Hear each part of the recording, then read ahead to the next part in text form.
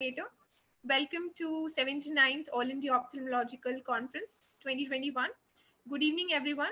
And here I invite our chairman, Dr. Debashish Bhattacharya, co-chairman, Dr. Prakash Marathe, convener, Dr. Usha A. Johari, co-convener, Dr. Dhariwal Ranjit Singh, moderator, Dr. Philip Kuruvilla. And yes, we can begin our session now. Over to the moderator. Thank you. There was little change. The chairman of this session is Dr. Sahu. I request Dr. Sahu, sir, for opening remarks. Apologies Unmute yourself, for sir. that, sir. And Dr. Debashish, sir, was there just now. He just told me that he is busy with some other session. Dr. Okay, sir. Sahu, sir, please, opening remarks from your side. Unmute. No, sir, unmute yourself. Unmute yourself, please. I welcome you all to this session. It is a power-filled session. Already we have two sessions which have done very well. So let us start with the presentations. Thank you.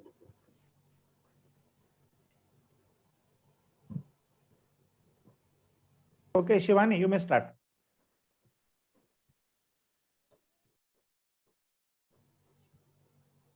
Yes, sir. I don't have the order of the speakers. The order is like this. Dr. Aarti Handa is there. Aarti, I am there, Dr. Aarti Heda. Yes, Aarti sir. Heda, yes. So can you start, please? Sure, sure.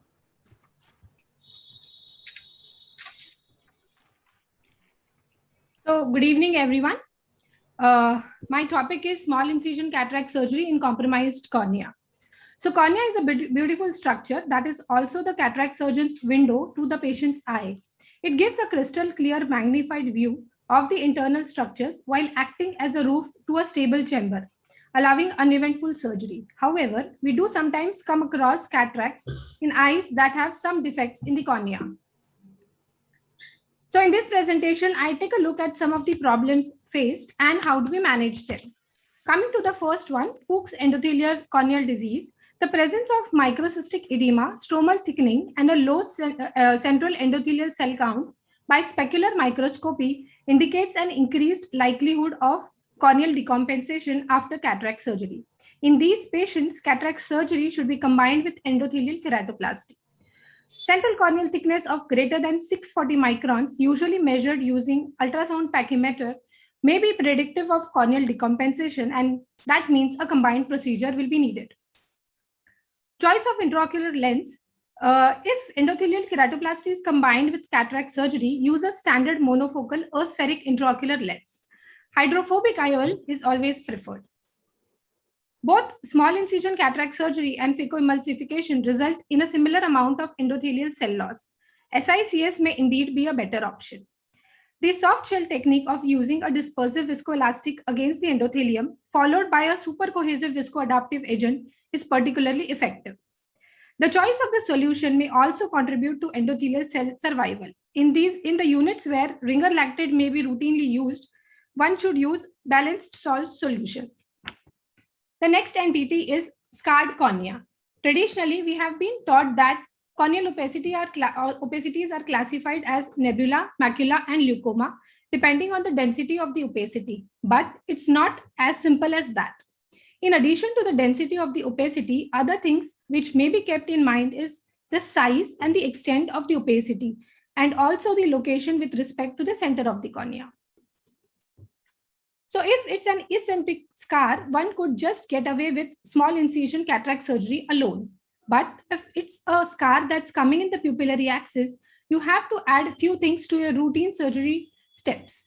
One of the simplest thing is to put viscoelastic on the cornea, especially if you have a very regular surface. Putting a dispersive viscoelastic improves your visualization quite a bit. Endoilluminator is basically a light source connected to a fiber optic cable, and that can be then put either on the surface of the eye tangentially or obliquely, or it can also be put in the eye through a side port.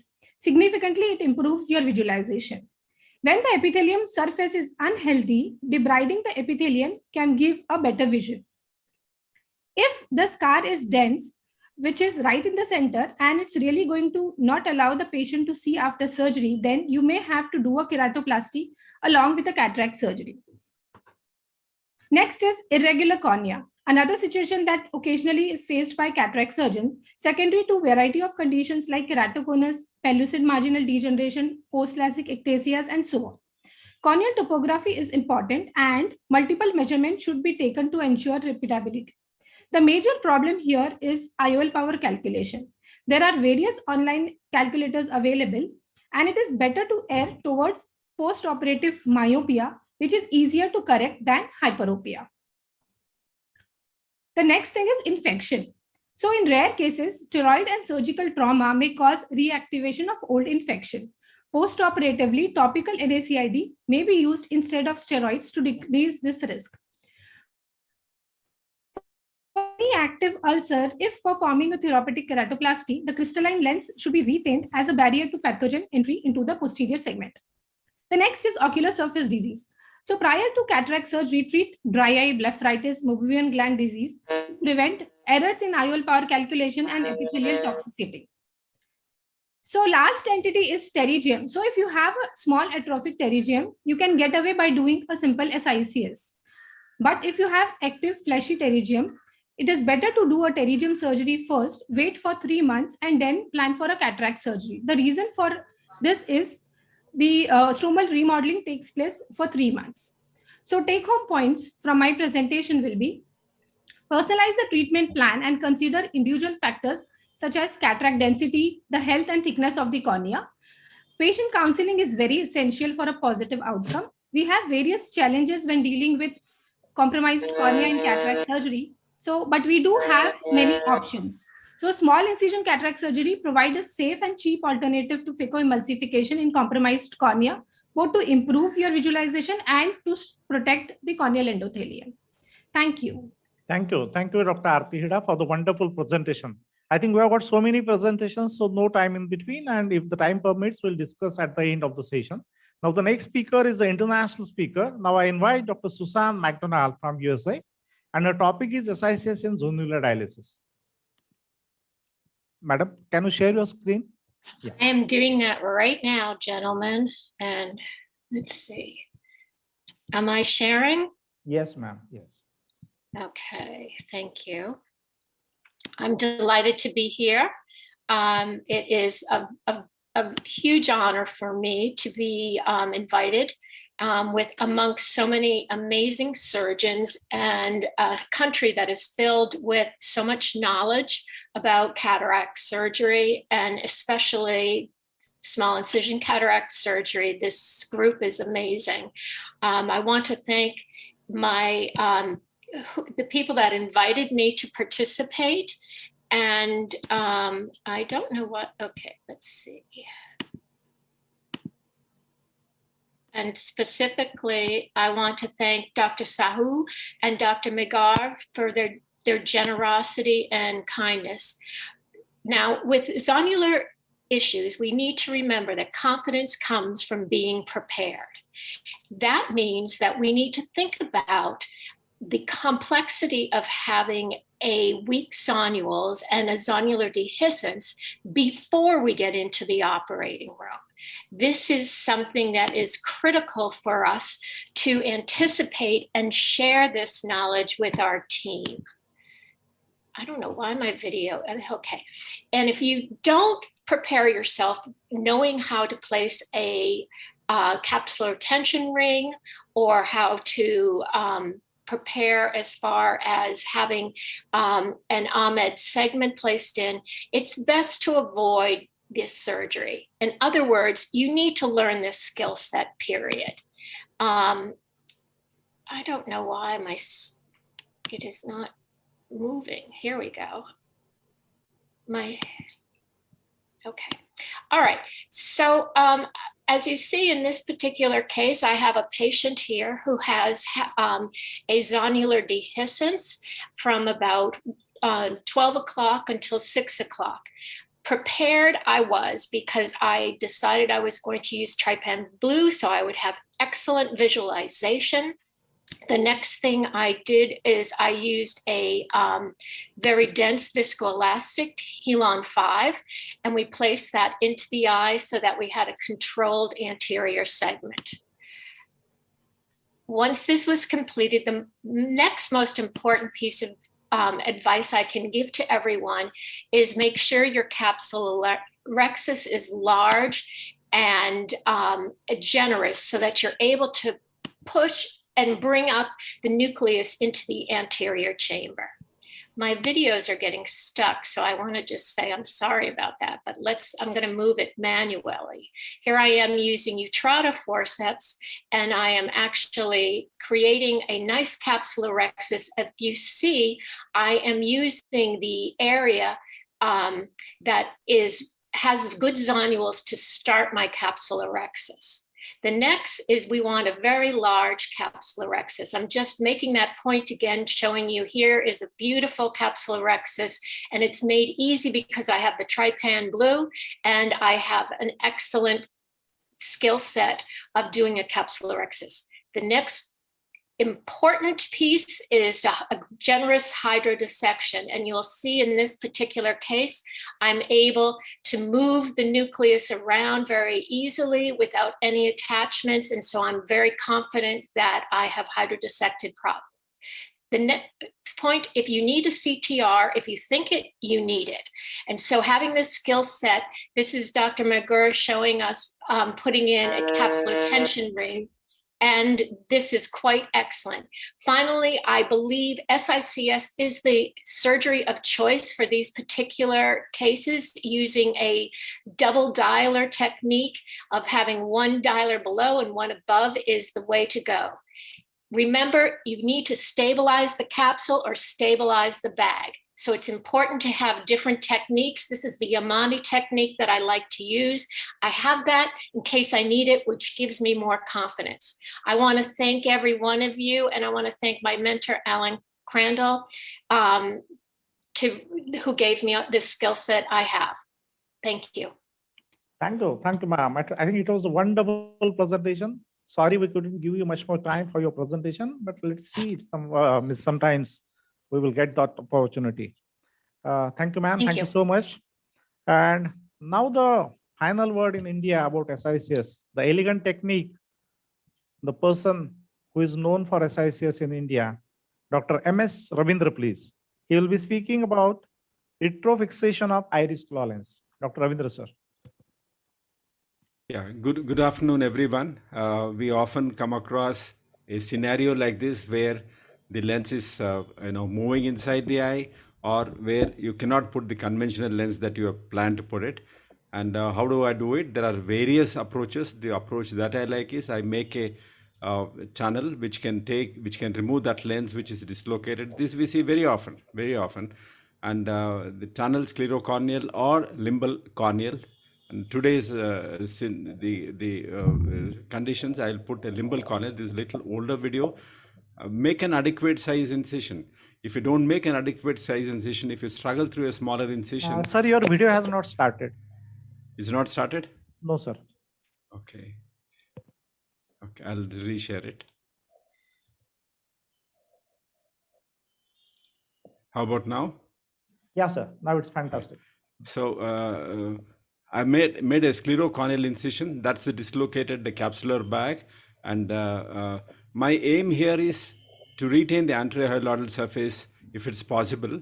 Then the incision has to be adequate. You'll have to have a special forceps which is perpendicular to the Kelman forceps. And now you can see the entire lens without any struggle, capsular bag has come outside. Now how do we fix the lens? The lens of my choice is a lens like that, which can be fixed on the back of the iris. Always check the slits on the haptics are intact. Sometimes they are connected to each other, then you'll have different. I'll just move one of them very minutely so that if it gets separated like that, then that means it's open. So I gently keep it in the anterior chamber, keep filling dispersive viscoelastic every time. Then I rotate it to the horizontal position, 90 degrees away from the main tunnel. I've already made a short length MVR entries here with 21 gauge MBRs, and that's a 27 gauge cannula, which is already in the anterior chamber. And I'm holding the haptic optic junction and then lift the haptic. Now you can see it beautifully got enclaved. This is a very quick, very easy technique you're sure that you fix the iris into the enclaved iris there. I'm ready to enclave, and this is touching the lid. So see that now today I'll wear a shorter, I'll use a shorter cannula, and that's done. And now I've not disturbed the anterior lateral face is intact. I don't have to do a vitrectomy. I'll remove the viscoelastic from the anterior chamber and angle region to prevent the secondary the glaucoma. And I'm doing an iridectomy because I have not used a vitrectomy probe. I do a manual iridectomy. I support the back of the iris with a cannula from that side, and here I pierce with a fine needle. So I don't have to take a vitrectomy probe at all. So you can see the iridectomy there done manually with a needle and a supportive element behind. Form the chamber, glue this conjunctiva tenons back from the sclera, and you don't have to band-aid the eye. Patient will start enjoying the vision right from that time, and you can start the post-operative medications. I'll just show one more video. That's it. Yeah, I'll just take a few seconds. Position it. Hold the moment you go, the viscoelastic comes out. The lens comes out. That's the time to hold it there. Take it behind the iris. Lift it up. Exactly press at the middle of the flange. And again, the other side. See, this is the cannula that I was talking about. It doesn't touch the lid, and enclave it. That's the end of surgery. Remove the viscoelastic. Thank you. This is a savior in difficult situations. This is a little challenge. There is a learning curve in implanting the lens behind it, but it's one of the simplest things. It becomes a little more challenging when you have done a vitrectomy, when the sclera tends to collapse, and do a very minimal vitrectomy, and then you can continue doing vitrectomy after you implant the lens behind the iris. Thank you. Thank you, Dr. Ravindra sir. I think it was a wonderful video about the demonstration of iris claw lenses. It is not that easy for others. It is definitely the difficult learning curve in case of others. I think the next speaker now I will invite Dr. Deepak Megur. He will be speaking about phaco-fragmentation with snare. I think snare technique is also popular in India. Few of the experts like Dr. Anil Shah, they have got their own version. Let us see, Dr. Deepak. Thank you for the opportunity, sir. Good evening, all. I'll share my initial learning curve with the snare and what are the difficulties which I felt, a few suggestions for people who want to implement this. Snare is a wonderful technique to bisect the nucleus in the antechamber, because if we ultimately want to control the amount of surgical induced astigmatism, we have to reduce the size of the incision. And Dr. Anil Shah has come up with this brilliant concept of dividing the nucleus with a very simple instrument called the snare. Which is just using a 18 gauge needle and a guitar wire which is hooked around it. So let me just share with you what are the initial pitfalls one has to avoid during the learning curve. So I'll be sharing a couple of cases. This is my probably third or fourth case. This is a phacomorphic glaucoma, and you prolapse the nucleus out into the anterior chamber. There are two main issues. When you're trying to introduce, the length of the snare has to be altered. It has to be reduced. And then once you introduce in an oblique fashion, then it has to flip and then engage and hook the nucleus. Once it is hooking the nucleus, then you pull the string, and this is what will divide the nucleus. So basically, the division part of it is extremely simple, very easy. Only challenge is how you're going to introduce it and hook it around. So another case of a lens-induced glaucoma, phacolytic glaucoma, we do a rhexis, and the nucleus is prolapsed out into the anterior chamber. And so far so good, it's extremely easy now. And then I'm using OVD both below the nucleus and above the nucleus, so that the chamber is maintained and we don't damage the corneal endothelium during the manipulations. So again, the time to introduce the snare, as we can see in my initial few cases, you pushing the nucleus against the endothelium. This is one thing which we need to avoid it. Introduce it through obliquely and then go and hook it. And then ensure that the hooking is done at the central part of the nucleus, so that when we pull the string here, we get two equal sized heminucleus. This is desirable. And because the bisection is so effective, the hardness of the nucleus is really, doesn't have a reference here, because you can cut the hardness of the nucleus effortlessly, no problem at all. And then using Vectis in the dialer, the two fragments are removed out. And these are the first day pictures. Now, in my learning care, I noticed that the two things are challenging. One, introducing the snare, and second is hooking it. So the diameter of the hook which is introduced, it can be reduced. When you're trying to introduce, you have to reduce it. And then once you're flipping it across, the diameter of the snare has to be increased. So this is the one thing which we need to learn, because when you want to introduce, it has to go obliquely with a smaller opening. And as it is hooking, the diameter of this, the snare has to increase. This is the only thing which we need to learn and master. Pulling it across and bisecting the nucleus is the easiest aspect of this, the learning curve actually. So these are two important things which we need to learn and master. And a few suggestions to summarize, and a few tricks to shorten the learning curve. I think first thing is, again, as I told, you would have to introduce a smaller loop. Regulating the size of the loop is extremely critical. When you introduce, it has to be smaller, then you flip it across, then hook it. That time you increase the size. And one of the important which I found was nudging the nucleus to one side, preferably to my right side, helps me to create some space so that it can be easily done. And keeping the left hand steady when you're trying to pull it. It's essentially a bimanual technique. So the left hand which is supporting has to always be steady. Otherwise, the entire nucleus complex comes towards the wound to avoid that. And the last trick is I advise using a cohesive OVD, because the chamber is maintained, especially in the beginning part of your curve, because you are at risk of losing the chamber by using just HPMC. By taking these few precautions of using a cohesive OVD and planning it appropriately, you can go through these cases quite well. And it is quite very effective. I would urge most of the people to start using some sort of bisection techniques, and snare is right there on top of my list. Thank you so much. Thank you, Dr. Deepak. I think it was a wonderful presentation. Dr. Anil Shah, yourself, you have been doing this wonderfully. Your technique as well as Fishhook technique, which is done in Lahan, Nepal. I think these techniques, they look easy when we see, but then those are not that easy. We have to take care of cornea. So one has to be little more expert about these procedures. And everybody has to be careful when these procedures are taken by them. Thank you so much. Now the next presenter is Smart SICS. I think this is a technique which is started by my colleague, Dr. Rajiv Raut from Pune. And let us see how Dr. Parsappa presents his own presentation about Smart SICS. Dr. Parsappa, please.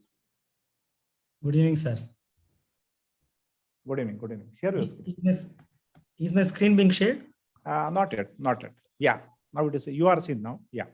I am seen. Okay. Yeah. Good evening. In the outset, I would like to thank AOS and ISM SICS for giving me an opportunity to talk in this forum. And I would hope that the Smart SICS is told properly, like how Rajiv Raut sir feels it. Yes, sir. Only you are seen, sir. Your video is seen, but not the screen share. Yes, sir. Yes, sir. Sorry.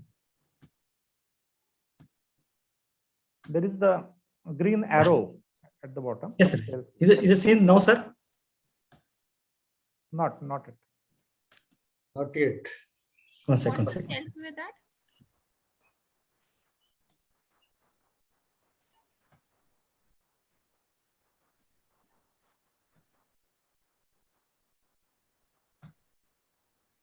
So meanwhile, we can do one thing. Yes, sir. Anyone else ready? I think it's being shared. Yeah, it is shared. Okay. Yeah. Okay, start. Yeah. Spectacle independence has been a dream for most ophthalmologists and patients also, I believe. And there is always a constant strive for multifocality after cataract surgery by most of us. In this efforts, multifocals, accommodative IOLs and refractive surgeries have been attempted, but failed due to suboptimal results. Then came MSICS technique using monofocal IOL with intraocular intraoperative alteration of corneal curvature by OVDs. Any OVD can be okay, which was pioneered by Dr. Raju Raut from Pune, which promised multifocality in majority of the cases. The group following this new technique, including me, named it Smart SICS. Is it too different from the surgeries that are being done all over the India?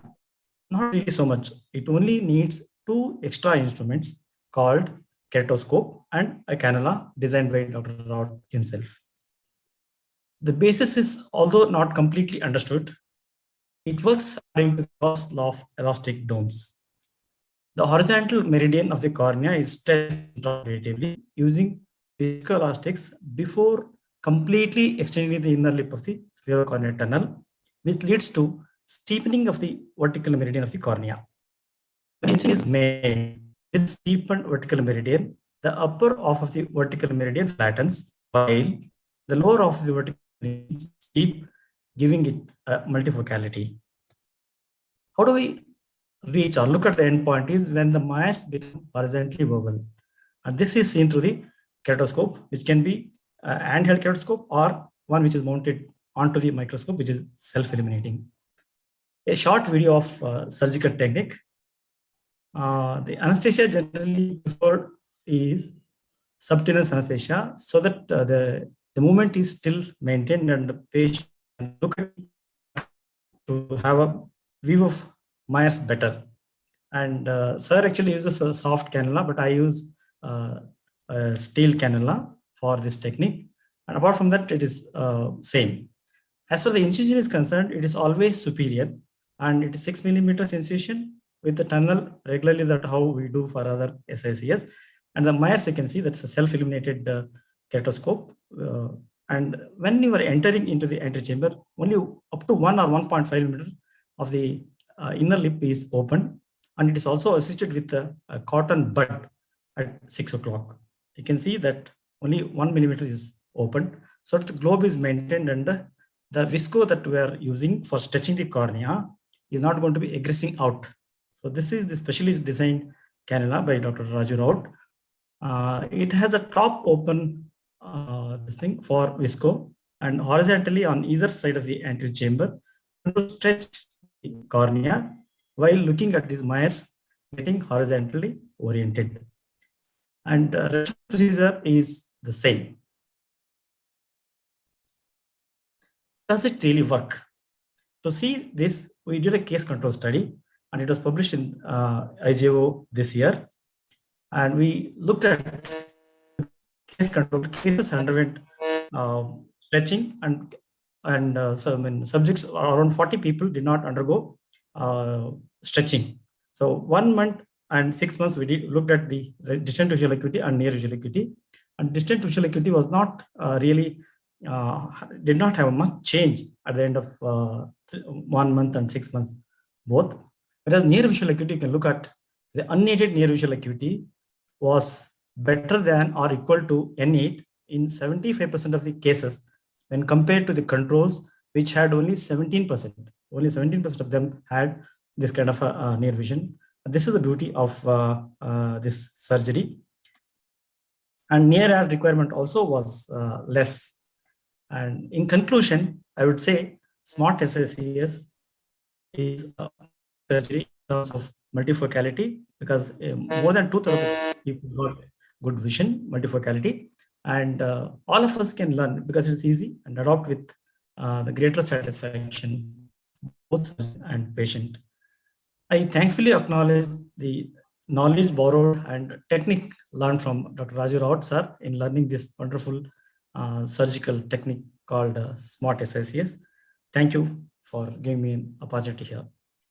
But why do you think it is not possible with this conventional single port cannula? Single port cannula, it doesn't flatten or stretch the cornea because it is not directed towards the cornea. Thank you, Dr. Persappa, for the wonderful presentation. Dr. Raju Raut has been taking courses of say 2 to 2.5 days for a batch of say 20. And so many of his followers have been practicing all over India. Yes. And we were always telling him that publish his particular work in the journal, and recently it has been published. So it is nice that probably the world would know. And it will definitely be tried by many more surgeons across the world, across the country. Thank you so much. Thank you, sir. Thank you. When this course was designed, our chairman, Dr. Amulya Sahu and Dr. Jagannath Boramani also said that we'll give the opportunity to the juniors, newcomers. So that way only presentation is for 4 minutes and many more juniors and newcomers have been given the opportunity. Now the next presenter, Dr. Neha Deshpande from Nagpur. Astigmatism, a friend of you, SICS, a tool to reduce high astigmatism. Dr. Neha, please share your screen. Can you see my screen, sir? Can you see my screen, sir? Yes, yes. Yeah, thank you. At the outset, I would like to thank MSICS for giving me this opportunity. And so I'm presenting astigmatism, a friend or foe. So cataract is a refractive surgery. Astigmatism, either pre-existing or surgically induced, can be a foe. But if you understand your foe, then you can turn it into your friend. So what are the 3 steps which are needed to do this? First, calculate your risk. Calculate the pre-existing astigmatism. My method is to use multiple instruments to calculate the astigmatism. Know your strength and weaknesses. Calculate SICS. Now, SICS needs to be calculated for superior incision, superotemporal incision, as well as temporal incision. We also need to calculate it for 3 types of incision, like chevron, frown, or lazy frown, what I call it as, and straight with back cuts. It is different for different incisions. And finally, we have to do a detailed surgical planning and take a deep dive. I'm going to present just 2 or 3 cases. So 73-year-old, 93 NS3 cataract with just 1.5 diopter of against the rule astigmatism, classic chevron, E-shaped tunnel, and SICS, which was induced by about 0.78 with flattening of the horizontal meridian. We are getting excellent uncorrected visual acuity, which is 6.6. This is case number 2. High myopic patient, 60-year-old with NS4 cataract in one eye. And this is what I was trying to say. Whenever you are, if you use more than one instrument, like I use autokeratometer, optical biometer, manual keratometer, as well as I have topographer. So in that, the numbers will be varied. Then this number is different, 43.10 and 44.29, they are different. But the astigmatism amount is going to be same. Now here, actually, I tried phaco, but my phaco failed because of the density of the cataract. So I decided to convert this into an SICS. The planning was from the beginning that if the phaco fails, the SICS can be converted. So scleral incision was taken. I prefer to convert straight incision with back cuts so that it becomes very easy for me to construct the tunnel. Whenever we are converting from phaco to SICS, it has to be from the phaco tunnel itself and then extend into laterally and make pockets. Very, very important thing is that whenever we are dealing with very dense cataract, the pockets have to be very good. When we are entering, the entry has to be from the, again, from where we have entered for the phaco. And finally, I'm not going to share the complete surgery, but the outcome is always good.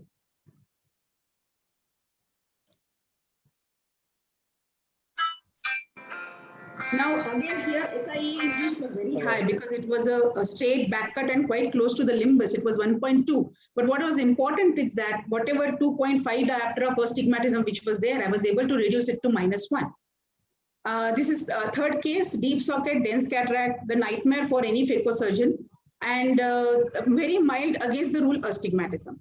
So this is what I call as a lazy frown, because here more than astigmatism, what is important is that I'm taking out the nucleus. Sadly, at that time, I was not knowing about this Nair technique. I would definitely like to master it. But till that time, I had to actually go ahead and, take this nucleus out in a one single setting. So again, tunnel dissection was done. As the nucleus was very dense, when the nucleus was coming out, there was iris prolapse. I just want to make just one mention. Don't handle iris too much. Let it be there. Handle your, try to maneuver all the maneuver should be done around the iris. And whenever the surgery ends, then reposit the iris. And then if you feel that tunnel needs to be sutured, suture it. If not, you can just leave it like that. So here again, SIA was higher, almost up to 1.8 diopter. But what I induced was a with the rule astigmatism, and patient was again happy. So this is what my flowchart goes, how to handle the astigmatism. Finally, the take-home message: if higher astigmatism, don't be sad. Use your calculated experience to reduce it. Very meticulous data collection and calculation is needed, and also a skill to do SICS at different sites with different methods is important. Finally, astigmatism can be your veritable friend. Thank you. Thank you. Thank you so Thank much, you very Dr. much. Neha, for the wonderful presentation. You want to say Wonderful something? tips. Okay. Now No, the I next said present. that. Yeah. Now the next presenter is Dr. Spurti Reddy. She will be speaking on phimosis peel with posterior optic capture in vitrectomized eye. Dr. Spurti, please share your screen. Yes, good day, everybody. Slide show. So I'll be demonstrating a case about a single surgical video about phimosis peel where posterior optic capture was done. And this is a vitrectomized eye. So what we all know about posterior optic capture, there are different techniques of posterior optic capture with the haptics being placed in different positions and the optic being placed in different positions with respect to the capsular bag. Now I'll be demonstrating the picture, the last picture, that is the haptics placed in the sulcus and the optic being positioned behind the membranous capsule. Both the anterior capsule and the posterior capsule were fused in this case. So this is the video.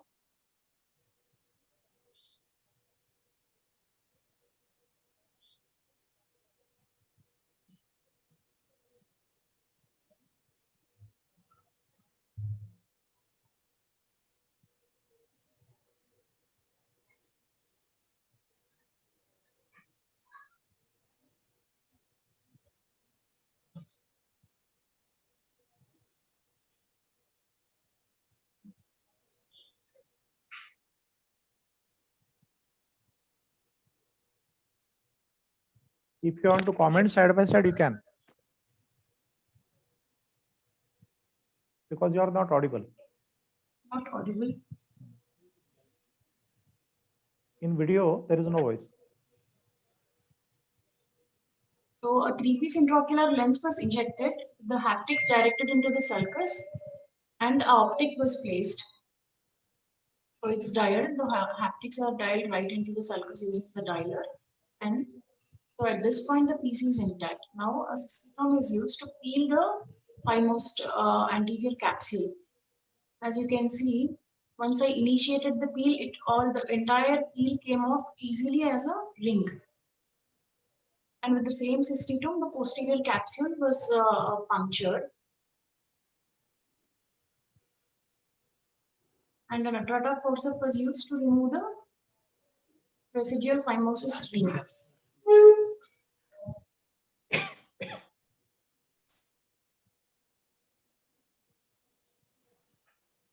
So now the posterior capsular dehiscence is created. Now the optic is gently nudged through the dehiscence behind the posterior capsule. And because I wanted to avoid to do one more incision of 2 more side ports, so I introduced the bimanual irrigation aspiration through this main port and aspirated the residual viscoelastic material. So this can be, even a Simcoe can be used. It's a SICS, even a Simcoe can be used.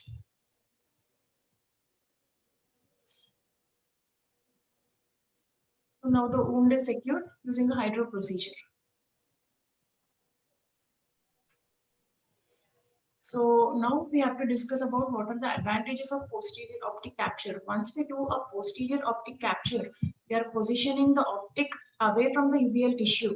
So this eliminates the deposition of pigment on the optic, and this is more uvea friendly. Just go to the next slide. So how are we dealing with phimosis routinely? Either through ND YAG laser or cutting the phimosed or anterior or membranectomy, but the peel is a new thing. And one last slide, why to do a posterior optic capture or the advantages? It gives a better stability, positions the IOL away from the uveal tissue, and it's very useful in case of hydrophobic IOL, and it gives a predictable, effective lens position. Thank you, everybody. Thank you. Thank you, Dr. Spurti. I think it was a wonderful handling in case of phimosis, and that particular peeling was demonstrated in a nice way. It will Thank be you, sir. helpful for others to use that particular technique. Thank you so much. Now, I will invite the next speaker, next presenter, again the junior one, Dr. Varsha Puranik. I think she will be speaking on ossified IOL exchange. Most of the times the surgeon feels that to put the lens is difficult, but then nowadays to put the lens may be easy, but to remove the ossified lens is very difficult. To see those ossified lenses is again the unfortunate thing, because the patient complains about what sort of lens you have put. So patient is never happy. So removing the IOL, ossified IOL, you may not get the credit, but to remove it and tackle that case in a proper way is the great challenge. So Dr. Varsha will be speaking on it. IOL cataract is also increasing the number. Yes. You are not audible, Varsha. Ma'am unmute कीजिए. No, no. Your speaker is not on. Can I unmute it? Oh, now she was unmuted. Now she is muted. You can unmute again and then try. Yeah, you are unmute, but then still voice is not coming. I have a problem with the speaker of the system. Yes, yes. Just see, it is 0 volume. Just see the volume. Check your volume. Or try to put in the headphones if you have. Maybe that will help.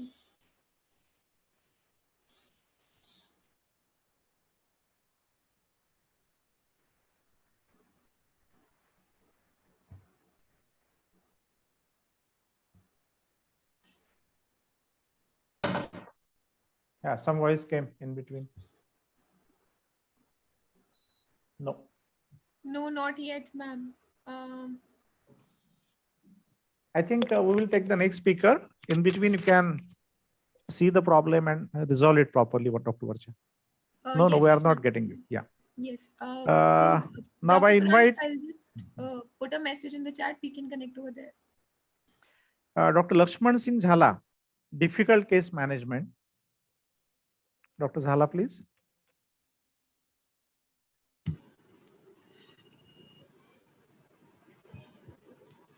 Are you So ready, good evening, Dr. Jhala? good evening, Yes. sir. Yeah, Yes, sir. very Yes, good sir. evening. So I'll be speaking on difficult cases management. So I will share my screen.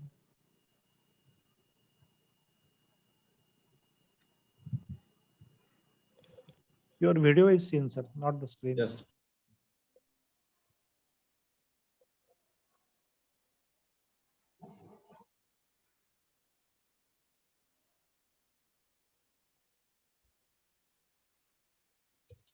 You are muted. Unmute yourself. Yeah, I am ready now. Yeah, yes, but then let us see the video. Yes, sir.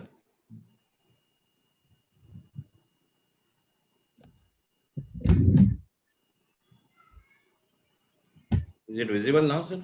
Yes, yes, yes, yes. Go ahead. Yeah. It's clear now. So I will be talking on the difficult situation we face. You see that here it's a small pupil with a brown cataract and pseudo exfoliation. In such cases, we need to have a bigger axis and put a viscoelastin. The AC is formed and it doesn't hamper the endothelium. Do hydrodissection. See, now I don't use, most of the time I don't use any pupil expanders, and I rotate these nucleuses to the edge of the pupil, and just like a tire technique, I flip the nucleus and then rotate it likewise. You can see here that brown cataract nucleus is there. Most of the time I use irrigating vectors, and very easily you can pull out the nucleus. This is another case. Even blindly I can do the axis below. It is the movement of the hand which should be put in hitting the axis. You can perform, even in a small pupil, you can perform a very good CCC. This is another difficult case. You see that posterior synechia are there, very small bound down pupil. So here I would like to do a few sphincterectomies. And also you can see the pupillary membrane is there. I'm cutting it because time is too short and I have many cases, so I will just make it forward here just to demonstrate that we can also use iris hooks 1, 2, 3, 4, 5, and then the visibility is improved and you can do a axis and pull out the nucleus and implant the IOL. Here you see that another case of calcified capsule. After doing Raxis, I use this technique by 260s. I am trying to pull out the nucleus, searching for the edge and then rotating it, taking it out in the anterior chamber. And now I can very easily take it out from the anterior chamber. The rigid lens can be implanted. In such cases where phacoemulsification is very difficult or cannot be performed, here you can see the hypermature Morganian cataract. This is a milky cortex which I have taken out.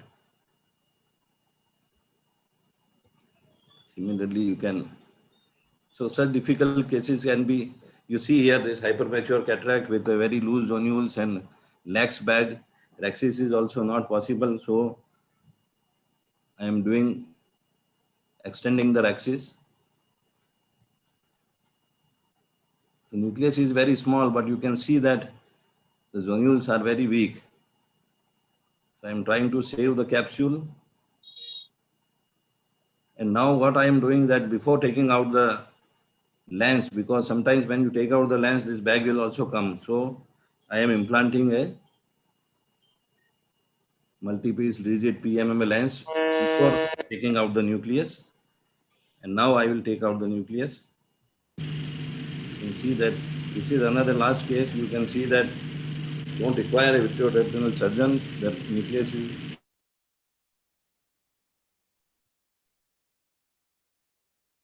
Audio video is freeze, sir. Yeah.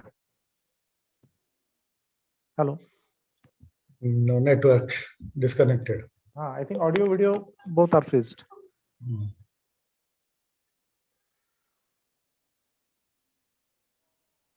Hello, Dr. Zhala. implanting a rigid anterior chamber lens. Dr. Ravindra has shown very good technique with that. That also we are implanting the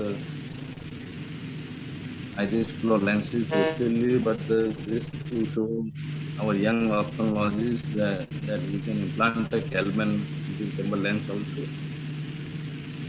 Thank you very much, sir. There are many cases, but time is too short. So, Yes, thanks a lot. Thank you, Dr. Zhala, for the wonderful So your demonstration. presentation highlighted the importance of MICs in the time of PECOs. How the difficult cases. Yeah, where PHECO cannot be done, we can do SICS with very good results. Yes, this is the Thank charm you. of MICs and SICs. Thank Thank you. you Thank you very so much. much, Dr. Zhala. Now I invite Dr. Varsha Puranik. She is ready with her presentation now. Share your screen, Dr. Varsha. Yes, sir. Am I audible now, sir? Yes. Yes, yes. Perfect. Very much. Sorry for the technical difficulty. Good evening, everyone. Myself, Dr. Varsha Puranik, working as a consultant at HV Desai Eye Hospital. And today I'm going to present a case of opacified IOL exchange. A 70-year-old male came with a chief complaint of gradual painless progressive diminution of vision in the left eye since 6 months. Patient had a past history of cataract surgery done in both eyes 5 years back, but the details of the surgery was not known. Patient is a known case of diabetes and hypertension since 10 years, but the rest systemic history was uneventful. On clinical examination, the right eye shows good pseudophakia with a vision of 6/9, and on fundus shows the changes of moderate non-proliferative diabetic retinopathy. While in the left eye, there was opacification in the pupillary area and the vision was 6/36, not improving with any refractive correction. To confirm the IOL opacification, we did the ASOCT and it shows the opacification of the anterior and posterior surface of the lens. The main challenge in this case was to diagnose or to differentiate the IOL opacification from the posterior capsular opacification, as misdiagnosis as a posterior capsular opacification may lead to the YAG capsulotomy and subsequent PCR may further complicate the management of the cases. And as this surgery being the done behind 5 years back, there was the adhesion.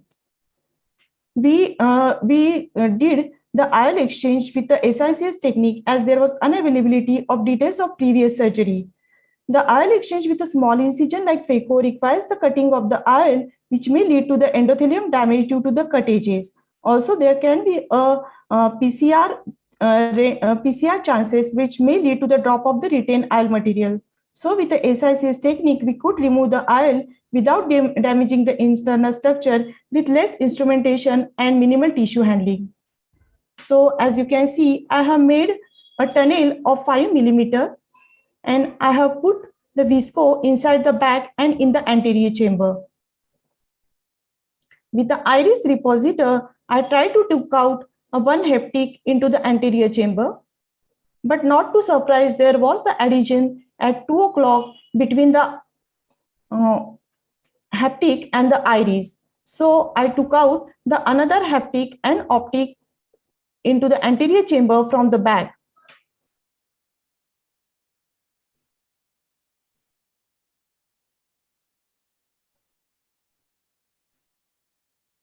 After that, I cut the adhesions between the IL haptic and iris with the Vanna scissor. We also did the biometry of the left eye in a pseudophakic mode preoperatively, and power comes out to be 19.5 diopter. So we exchanged the opacified IL with a rigid PMMA IL of 19.5 diopter.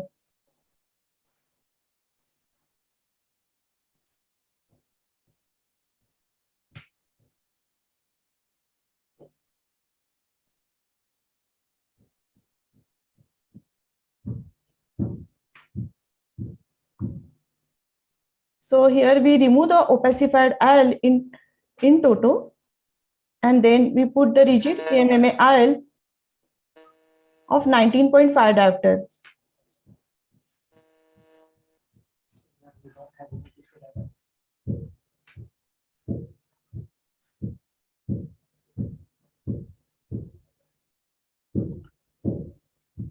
There was a small ZD at the site of adhesion at 2 o'clock, which could be easily managed with a rigid PMMA IL. And on the next day, the patient was having the vision of 612. This is the picture of opacified optic with a clear transparent haptic.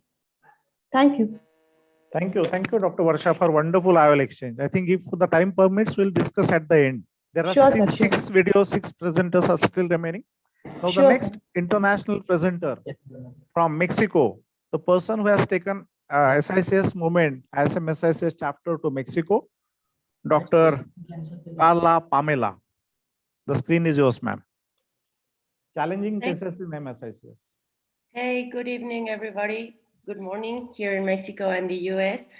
I'm really glad to be here with you. This has been an excellent session and I'm learning a lot.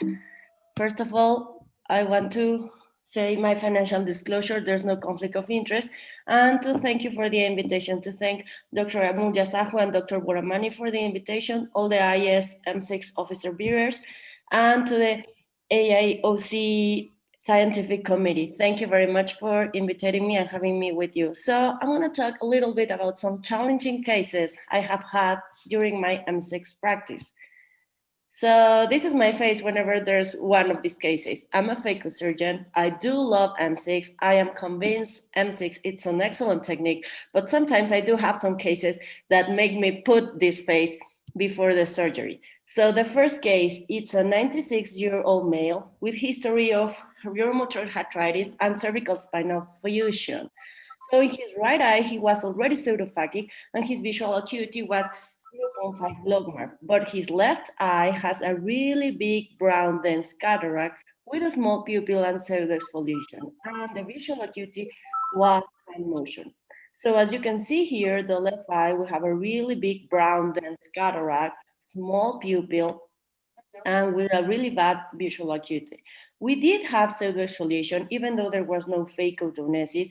You know, pseudoexfoliation could always give you some surprises during the surgery. So the first problem was he couldn't lie down because of the spinal fusion. So we couldn't put him in a totally lie down position. So the first thing, so remember, if the mountain will not come to Mohammed, then Mohammed must go to the mountain. So we do the stand-up surgery. Sometimes you have to change your scenario, change your mind, and do whatever is needed for the patients. So of course, this is not my best choice. We always operate sitting down, but whenever you have to do this, just go ahead and do it. We had a very good result, and thank God he was very good the next day. So my second case I want to share with you, it was also a really big dense total cataract. I have to say that I'm a phaco surgeon and I do love phaco, but whenever I have this very big brown dense cataract, small pupils, external weakness, I do prefer M6. So we decided, I'm in a teaching hospital. So my resident decided to start the case and he did a very small capsulorhexis. So let's watch the video. It's gonna be this video. So let me just forward it because of the time. So as you can see, there's the stain capsule. He's doing a great capsulorhexis, but you can see the really small continuous circular capsulorhexis. So there's no way that nucleus is gonna come out. So I just stepped in and decided to make these small cuts in the anterior capsule. And after making these small cuts, to do a gentle hydrodissection, and then with a fine and very cautious maneuver, rotate a little bit the nucleus, and then with 2 cannulas to start getting the nucleus out of the bag. So sometimes I do use iris hooks, but some other cases I just try to go with the iris and trying to pull over a little bit the iris and take the cataract out. So as you see, the iris was not letting us get the nucleus out. Finally, you do have to have a lot of patience, use a lot of viscoelastic. We were able to get all the nucleus out, and then through our sclerocorneal tunnel to get it out. And since it was a very atrophic iris, we had a little bit of bleeding. But at the end, we could put a 1-piece PMMA IOL in the capsular bag, and we had a good result at the end of our case with a self-sealing tunnel. So that's why I love M6. What I have learned, M6 is a powerful ally. It is always there for me, but most of all, and more important, it is always there for my patients. Thank you very much. Thank you, Dr. Carla, for the wonderful presentation. I think it was nice to see your video, and at many more All India Ophthalmic conferences we are meeting, and your participation to India is fantastic. Thank you so much. Now the next presenter, that is a chairperson from Gujarat ISM SICS, Dr. Purvi Bhagat, who is again expert in glaucoma. She has combined the technique of glaucoma and SICS all together. And let's see how she tackles glaucoma and SICS. Dr. Purvi, please. Thank you, sir, for that introduction. And I'm glad that among the inclusion of young ophthalmologists, you have included me today also. So it's a pleasure to be counted among all those. I'll be talking on SICS and glaucoma. And we all know that both these conditions actually affect more commonly the elderly, and they can be independent entities within the same eye, or they can be a result of each other, or they can be presenting features of some local or systemic comorbidity. So their presentations could be very varied. Now, when we talk of SICS and glaucoma, the most important thing that we need to start with is the preoperative assessment. It has to be very thorough and detailed. Now, what are the things that you'll actually look at? The first and foremost is, when we talk of glaucoma, is the conjunctiva. So you have to be very careful in the selection of your site where you are going to plan your SICS. You have to keep a virgin healthy conjunctiva for a future filtering surgery in these cases. Also see for the anterior chamber depth, because if the AC is shallow, you will have to use highly retentive, good quality viscoelastics. And also keep in mind the possibility of a malignant glaucoma post-operatively in these cases. With a shallow anterior chamber, you have to be very careful of your IOL power calculation to avoid any post-operative refractive surprises. Also check for the adequacy of mydriasis, especially if your patient has been on long-term miotics, has posterior synechia, or is a case of pseudoexfoliation. Talking of pseudoexfoliation, you also have to check for the corneal endothelium health, check for the zonular stability, and keep in mind the post-operative capsular contractions. So we just saw that case of phimosis. So you have to plan your rhexis and other strategies accordingly. If the pupil is very rigid and the zonules appear weak, you might even go for an early cataract surgery rather than waiting for the cataract to get white or brown. It goes without saying that when a patient has glaucoma, before you plan your SICS, you have to confirm the adequacy of glaucoma control and do a repeat preoperative thorough glaucoma evaluation. The most important thing here will be a thorough preoperative counseling of the patient as well as the relatives for the prognosis, because your SICS may improve the visual acuity perhaps, but it is not going to improve the visual fields. And also counsel them for the long-term follow-up for the continued glaucoma which is going to exist. Now, what are the general principles? If you feel that your surgery is going to have some manipulation or postoperative inflammation, it is advisable to stop the PG analogs. And if the patient is on miotics, always stop them at least 1 to 4 weeks prior to allow for adequate mydriasis. But during this phase, do not forget to substitute with systemic drugs. Keep the pre-op IOP as low as possible. You can even use injection mannitol preoperatively, especially in cases when there is a shallow EC. Considering the anesthesia, avoid large volumes of local anesthesia and too much of a local massage, especially if there is a filtering bleb present in that case. In cases of split fixation, avoid adrenaline, and you may even consider topical anesthesia in these cases. Now, what are the surgical options you have? The most common options are either SICS only if your glaucoma is well controlled with drugs. You can do a combined surgery, SICS with TRAP, if both the entities are moderately advanced and you need attention for both of them. Or you could have done a prior filtering surgery when the glaucoma needs primary attention and the cataract is just minimal, and you can later follow it up with an SICS. And what are the surgical pearls for these cases? As I said, the conjunctiva is the most important issue for these cases. So always preserve the superior conjunctiva as much as possible. And that is why you'll always have to go for a subtemporal or a supratemporal SICS, especially if there is a superior filtering bleb. See that you avoid damage to that bleb at all times of your surgery. If you have used any pupillary expansion devices, keep in mind that it may lead to pigment dispersion, inflammation, a floppy iris, or even synechia formation, which can have an effect on the postoperative intraocular pressure. So keep in mind that you'll have to monitor the IOP very vigorously in the post-op period. Always meticulously remove all OVDs at the end of your surgery. And if you have planned for a combined surgery, always keep in mind that a wound closure, however small your surgical wound may be, it is necessary, because your TRAB-induced hypotony will open your valve, however small it is. And again, in cases of combined surgery, use some form of a wound modulation.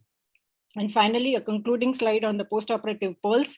If you have done only an SICS, do not forget to reevaluate the glaucoma in the post-op period, reset a new baseline, and modify your treatment accordingly.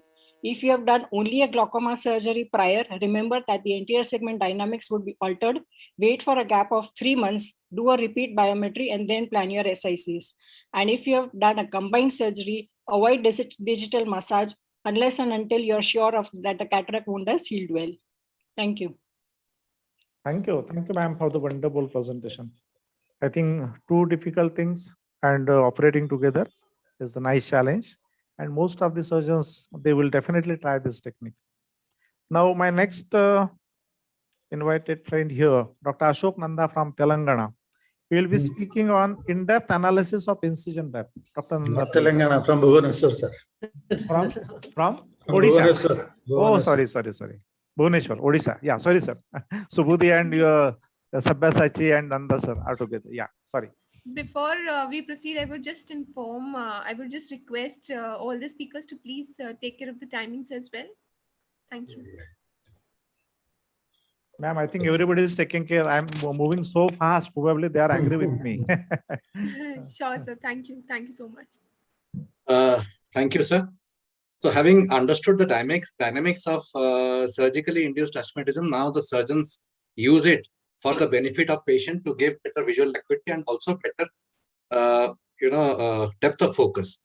There are these doctors, Dr. Praj, who moved the cataract surgery incision from limbus to sclera. Dr. Singer moved into a frown incision, and Dr. Palin changed it to a Severn incision. Dr. Ernest made it into a 3-planar incision. So all these doctors were focusing on modifying astigmatism. We know as of now, size of incision, site of incision, and distance of the incision from the limbus do matter in controlling astigmatism. But the fourth dimension, which has not been addressed in most of the previous published article, is the depth of incision and the effect of the depth of incision on astigmatism. All that we know about depth is ideal depth is about 1/3 to half the thickness of sclera. A superficial incision can cause buttonholing and fish mouthing. A deep incision can cause premature entry and scleral disinsertion. So we had the objective to find out if depth of incision did have any effect on astigmatism, along with finding out what is the SIA for a 4 millimeter sclerocorneal tunnel incision. So with that, keeping in that mind, we enrolled 120 patients for a prospective non-randomized study. And in all cases, 4 millimeter frown incision was given, 2 millimeters behind the limbus with 2 radial cuts, and this was a standardized incision for all cases. The patients who had steep axis in the temporal side were chosen to be given temporal incision, and steep axis on the superior side were given superior incision. However, people who had oblique astigmatism were not included in the study. Patients who had corneal degenerative conditions or previous ocular surgeries were also not included in the study. So I'll skip, because of time scarcity, I'll skip the video. We had grouped them into 2 groups, superior incision group and the temporal incision group, and subsequently further divided those groups into a subgroup 1, where the incision depth was less than 500 microns, and subgroup 2, where the incision depth was more than 500 microns. And this depth calculation was based on the anterior-segment OCT on the first postoperative day. The preoperative and 6 weeks postoperative keratometry was done to compare the astigmatism. All the baseline parameters in both the groups were almost similar. The number of people who underwent superior incision more, 61 versus 41 in the temporal group. When we compare the astigmatism change from the superior group, the average pre-op astigmatism was 91, 0.91 diopter. It came down to 0.24 diopter, which was a change of 0.67 diopter. And that in the temporal group, the average pre-op astigmatism was 0.87.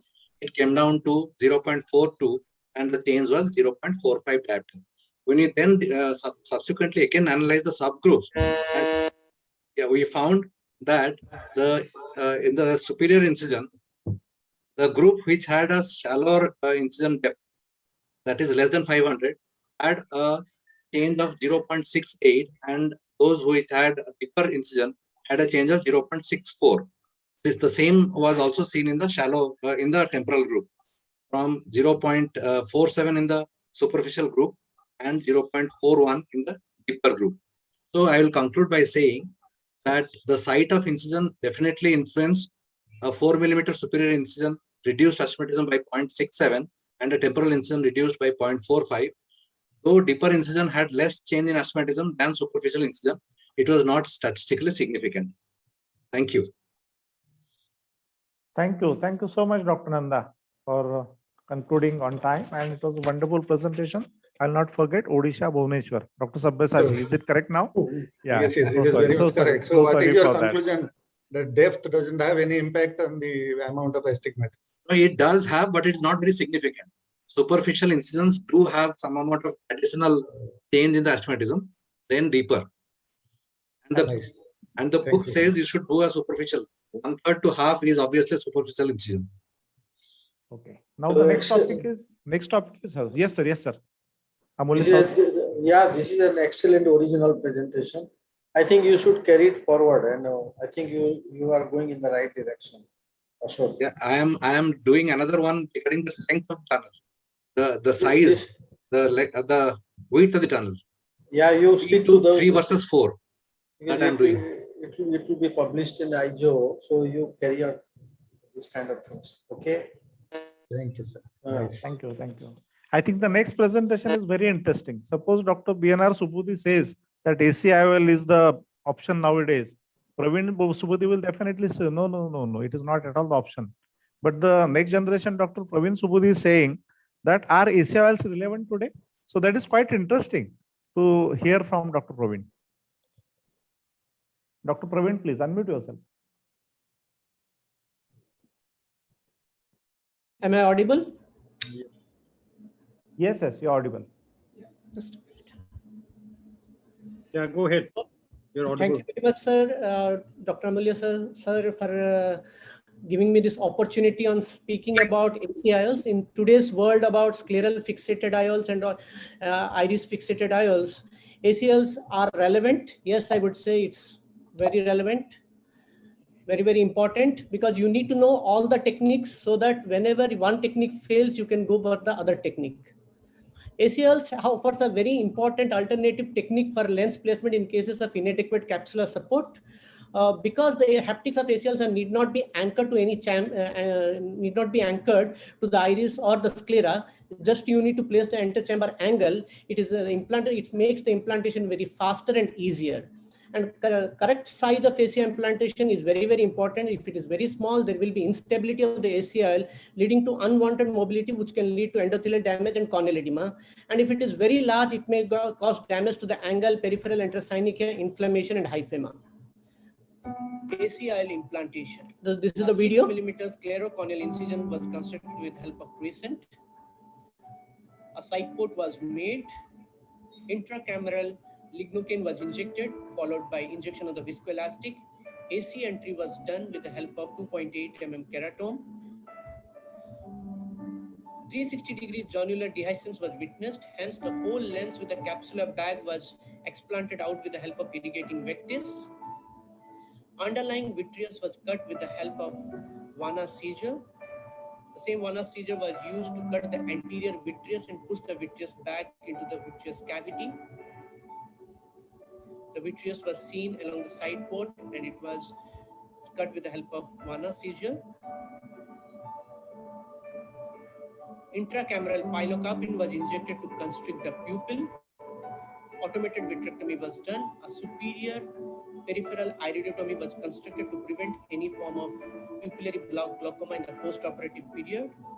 ACIL with the open loop was inserted into the anterior chamber with the leading haptic reaching up to the inferior limbus, followed by, with the help of Sinskey hook, it is rotated along the horizontal meridian. Viscoelastics were removed with the help of irrigating fluid. Intracameral tricot was injected to see any residual vitreous, followed by wash of the steroid tricot with the help of irrigating fluid. Finally, antechamber was formed with the help of balanced salt solution. And so this is the post-op picture. Patient is having a visual acuity of 6/9, best corrected visual acuity. So if you have an optical biometry, well and good to calculate the ACIL power. If you don't have it, and if you have an ultrasonic biometry, you just calculate the in-bag IL power and decrease it by 2 diopters if you want to implant, to get the correct post-operative refraction. The necessary measurements are the Y to Y diameter and scleral spur to scleral spur distance. If you have an OCT, that would be very good. These are the 2 studies I would be highlighting here. This is a very important study which got published in AJO. If you could see here, the conclusion of the study and the follow-up of this study was 64 months, the mean follow-up, that is 5 years. And they showed that the primary ACL implantation is, the outcomes are similar to secondary scleral fixated IOL implantation.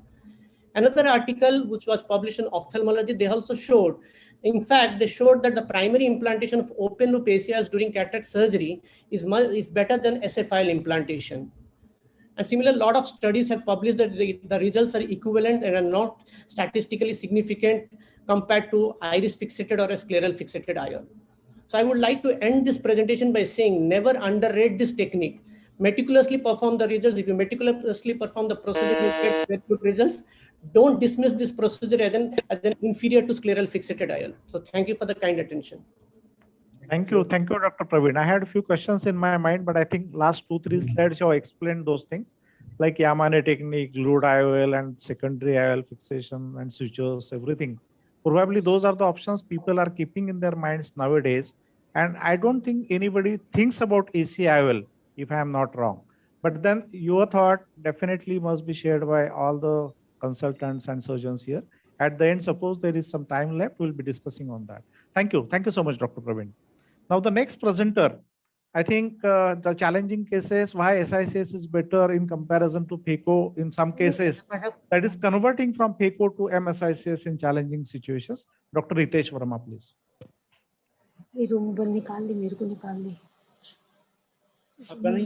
Dr. Ritesh, please share your screen.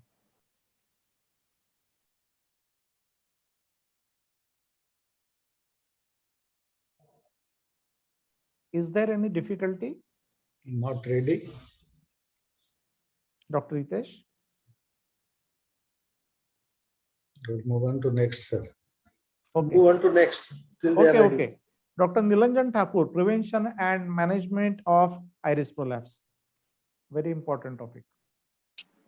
Dr. Nilanjan, are you ready? Yes, I'm there. Please share your screen.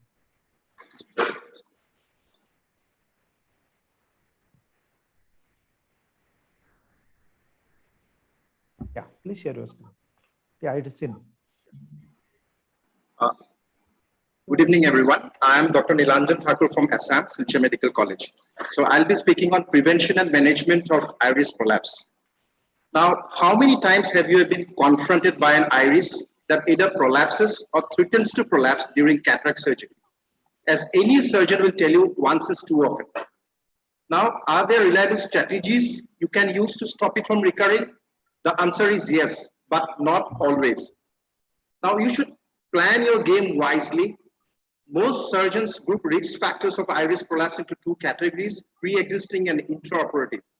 Pre-existing, a proper history of alpha blocker is very important.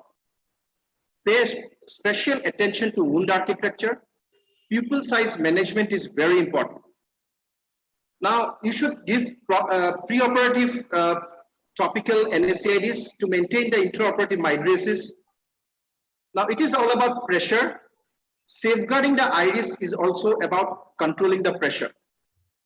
Now, these are some of the tips. Create a good and perfect wound. Avoid retrobulbar hemorrhage during block.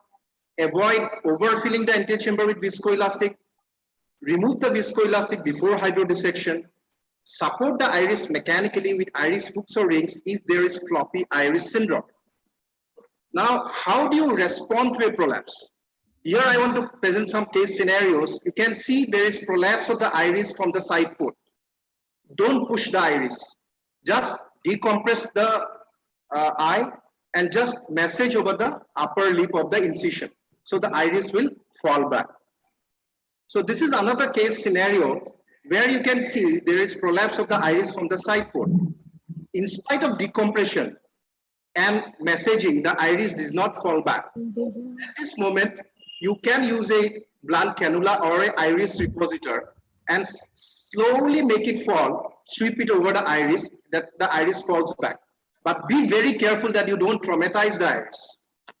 So this is another case. You can see the wound architecture was not good over here.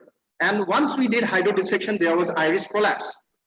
Now you should remember over here that the iris has a memory which will always go on prolapsing.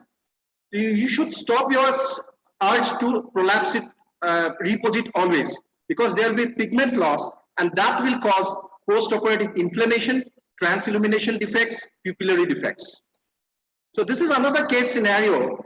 This should be avoided at any cost because that will cause hydrodialysis and holes. So you can take a cannula or an iris repositor and sweep the iris from the opposite side port.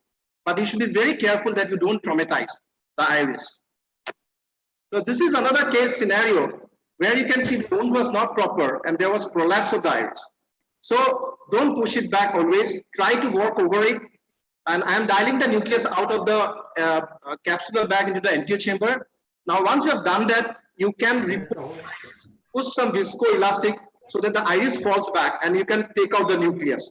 But while giving the lens also, you should be very careful because the haptic might cause injury to the iris and cause hydrodialysis. And later on, it's always preferable to give a suture. So the ideal thing is that you cannot avoid iris prolapse in a surgery, but a small iris prolapse, if you don't manage it nicely, can give you a real headache. Thank you so much. Thank you, Dr. Nilanjan, for the wonderful presentation. I think how to prevent iris prolapse, very nice tips were there. Dr. Hitesh, converting phaco to SICS, are you there? Dr. Hitesh? Are you ready? Anybody else? I think Dr. Hitesh has said. Now I am here to apologize all chairpersons that they were not given the opportunity. That was not intentional. Now I request all the chairpersons to speak freely. There is some time left and they should initiate the discussion here with all the speakers. I'll keep mum. Over to you, chairpersons. No, you have done an excellent job, sir. Well, all of them have presented very nicely. Aarti, though she is young and starting her career, had given us many tips where we can improve our surgery. Suzanne McDonald is a very experienced surgeon and a passionate teacher. And am I audible? Yes, sir. Yes, sir. Yes, sir. Yeah. Suzanne, I really appreciate your passion for learning and teaching. And we are fortunate that you are with us. And it is always a pleasure having you here. Ravindra, as you all know, he's a master. And he's a teacher for excellence. We are fortunate to have him here. And those who are younger generation must look up to him and learn so many things he is doing and so clear in his concept and handling of the eye. We are fortunate. Deepak Megur is a rising star. His presentation was something anybody who wants to learn snare technique must see this video again and again. It is a treat, and there is so much you can by watching that video you can also master this technique, because and it should be seen again and again. That is my take on this. And of course, Paras presented our friends these things, smart incision. His study should be more. He should do more and more studies, and we are looking forward to this technique. So Paras, you please carry on your studies and share your experience with us. Neha Deshpande gave a very good presentation, and Spurti Reddy also, her presentation was good. Varsha Puranik, of course, what you showed is very good, and that you, without damaging the bag, you could bring it out. That is something we all have to keep it in mind, that moment this kind of lenses, when they are stuck behind, when you are mobilizing a little hurry and the whole thing comes out.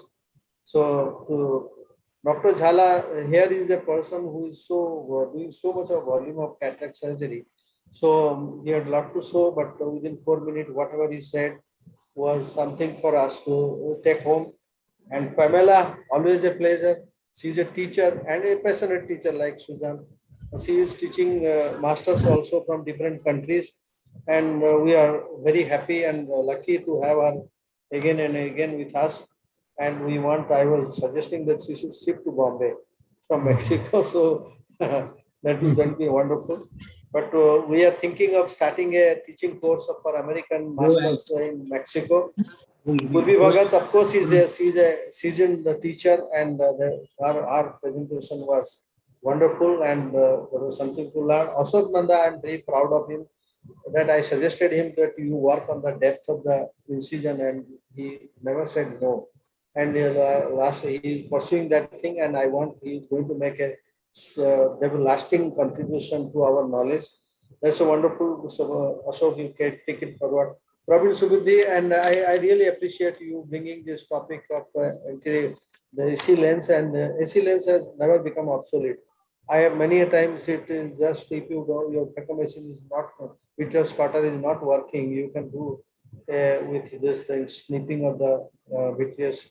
And I think a two iridectomy is a better thing to position that, because with one iridectomy through the main port, many a time the lens just tilts up and down, and it is not balanced properly, and the depth is not properly created.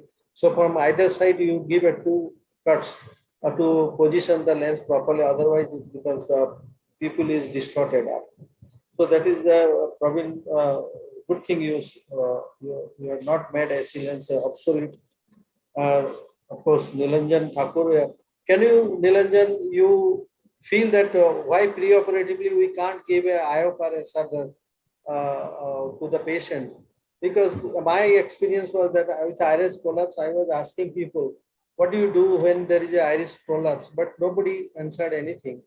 So I said that I was very frustrated. In my hand, iris prolapse happening. I was not pardonable because I have got so much of experience. Still, it was happening. But the moment I started using IFRSR before the surgery, and one night before surgery, and then day of the surgery, I have never had any iris prolapse. So that is my experience. Thank you so much, all of you. You can share your experience. Thank you. Thank you, sir. Thank you very much. Other chairpersons, if you want to say something. No, we don't have any time because they have set time up. Our time's up. Next session is starting now. Yes, Okay. yes. Thank you very so for much. this. It was a wonderful SIC session. Thank you. Thank Thank you. you. Thank you. Thank you, everyone. Thank you, everybody. Thank you, doctors from scientific committee team.